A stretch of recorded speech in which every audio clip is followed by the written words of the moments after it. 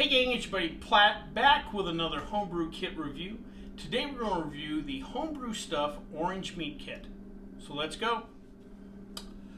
Alright gang, so on my latest shopping spree for homebrewing kits, I thought I'd change it up a little bit. I was on Amazon looking for different things. And I saw a mead kit and realized I've never tried a mead kit before. I have made mead. I've got a video where I made mead. I've got one where I've made cider, which is a combination of apple cider and mead. And then I've also made acerglyn. Acerglyn is basically mead, but instead of honey, we use maple syrup. So I thought I'd throw in something different and try a mead kit. This particular one is an orange mead kit. They also, besides selling the kit with just the ingredients, they also sell HomebrewStuff, also sells, and you can buy it either on their website or through Amazon. And I will have links down below, my affiliate links down below to the Amazon. They also sell where you could get the 1 gallon carboy, a plastic fermenter, a racking cane, the rest of the equipment. If you don't own any of that equipment, I do, so I just needed the base ingredients. So with that being said, let's see what comes inside the kit. First and foremost is honey. This is a 3-pound container of honey, Treasure Valley honey, pure and unprocessed from Idaho, I believe. Yep, we have our honey. Next we have our orange peel, which is going to bring us our flavor. These peels have been pretty much ground into a pulp, but that's fine. We're just wanting to extract in those peels. There's that oil, citrus oil, that really gives us that flavor.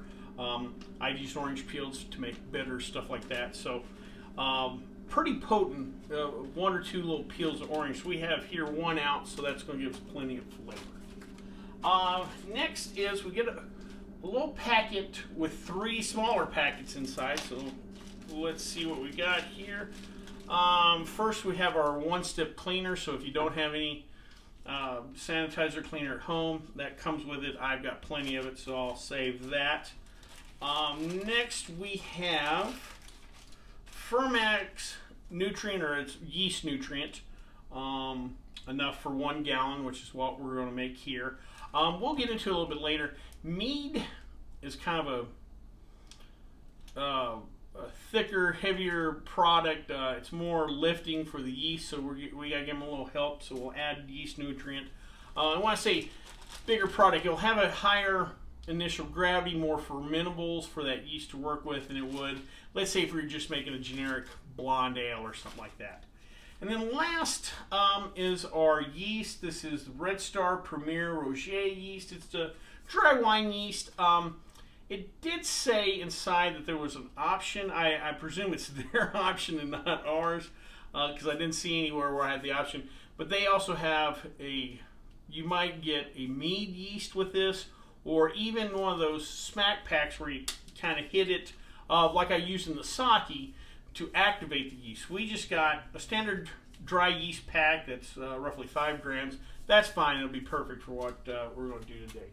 And last but not least, and it's probably the thing I already probably like most about this kit, is a nice set of complete instructions. I reviewed several kits that either didn't have instructions at all, or kind of told you, hey, go to the website, and the website might have some vague instructions, or a video that didn't quite talk it out. This is a pretty complete set of instructions, and what I really like most about it is up top here they give you information on the target original gravity, the target finishing gravity, our estimated ABV, in case you want to know. And they also leave a little spot up here if you wanted to keep notes. You could keep this. If you had a notebook, some kind of binder, you could keep little notes on this, throw this in. You can always have this to refer back in case you ever want to make mead again. Let's say you want to use lemon peels next time instead of orange peels, or whatever. You can always come back to these notes, and I think that's great. Also, it says something in the instructions, which again I think is really cool, is it kind of lets you know that, hey, mead's been made for thousands of years, and there's been actually tons of different ways people make mead, that this method they're showing you is not the gospel on mead, but that's just their way of suggesting to utilize their product. And inside on the instructions, they actually give you a couple of different methods you can use. There's one where you don't boil the water. We're going to be mixing the honey with water. There's one method where you don't boil the water and you use something called a Camden tablet. There's another method where you boil the water, which is what we're going to do. That helps for sanitation purposes and also helps mix in the honey. And then also they give you an option for kind of a combination where you partially heat the water but not bring it up to a boil. I just think that's great that they let you kind of have an option to try different methods of producing that, not just, hey, let's go through 1 through 10 and making the mead. Also at the bottom, it kind of talks you through the process after you throw it in the fermenter, which I think it's great. It gets you all the way up to the bottling. Bottling, it kind of leaves you on your own, but you can go either check out my bottling video or, you know, kind of work your way through it. But anyway, really like the set of instructions. Well, now that we've got all our stuff out of the kit, let's make some orange mead. Alright gang, so I've got 1 gallon of water in our pot. I'm starting to bring it to a boil. I'm slowly incorporating the honey into the water. I didn't dump the whole thing at once because I don't want some of that sticking on the bottom and scorching. I want to make sure I get it all stirred in. We're going to incorporate our honey before we get to the boil. Now we're boiling for a couple of reasons. First and foremost is sanitation. We want to hopefully avoid any bacteria or anything that might get into our mead. Second is something I'd never thought about before dealing with mead, and it wasn't until I saw it in the instructions that kind of became clear.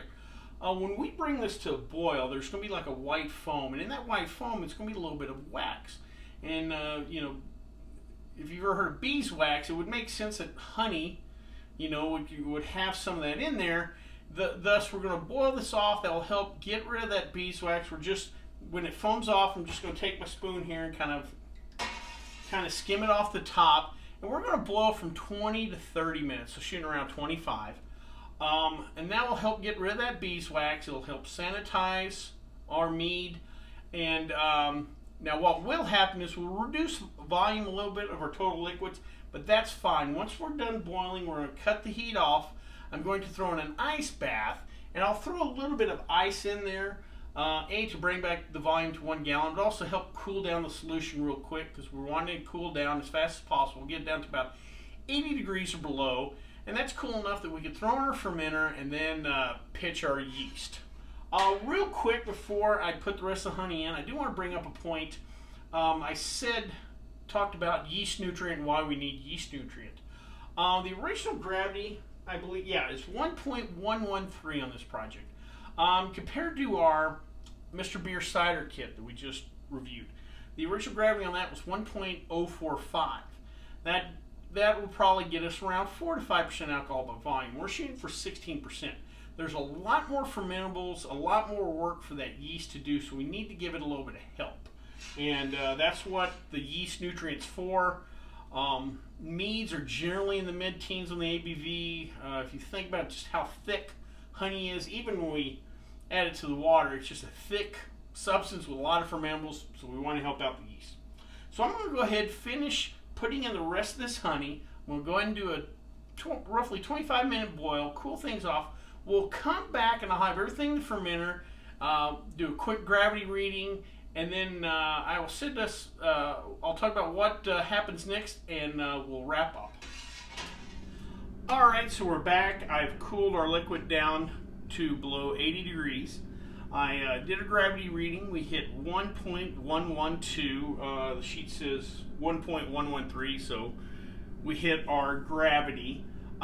Next, I pitched in the entire pack of that Fermax yeast nutrient, and I gave the container a good shake.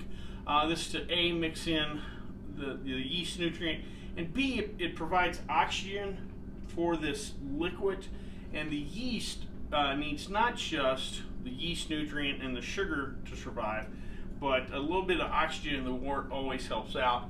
Again, this yeast is going to do some heavy lifting. We want to help it out. Then I went ahead and pitched our yeast. The yeast packet is 5 grams. Your typical homebrew yeast packet that's for a 5-gallon batch generally comes out to close to 12 grams. It's not an exact equation of grams to gallon per se or whatever, and because this is going to be some heavy lifting, I went in through the entire 5-gram pack in there. Nothing on the instructions about using half a pack or how many grams or whatever, so I just presume the entire pack goes in. So I've got it pitched, and the bird's fired up about it. Next, we're going to let this sit in the primary fermenter for about 2 months. And the next day or so, we should start getting some bubbles. And within in about 2 months or so, those bubbles should stop. And that's when we know our primary fermentation is done. We'll take this, rack the liquid off into another fermenter, leaving the dead yeast on the bottom. We will let it sit in that secondary fermenter for another 2 months. The bird loves mead. About 3/4 of the way through that secondary fermentation, with about 2 weeks left, I will throw in our orange peels to get our orange flavor we're desiring. At the end of that second 2 month period, then I will go ahead and bottle. I'll probably set a couple of bottles aside to be tasted maybe a month or two afterwards, then maybe another set of bottles for 6 months down the line, and I may keep some as long as a year down the line to see how the mead matures, mellows, tastes. So this is in early August, probably sometime around the Super Bowl. We will have some mead to taste. So in a future homebrew video, probably again in 5 months or so, we will give her a try. I better wrap this video up before the bird gets too wound up. Well, I hope you liked this video. If you did, please subscribe down below. Also, please like the video because it lets YouTube know we're putting out good content. If you have any questions, comments, concerns, please leave them in the comment section. Or you can always contact me on the Twitter page. Until next time, bottoms up.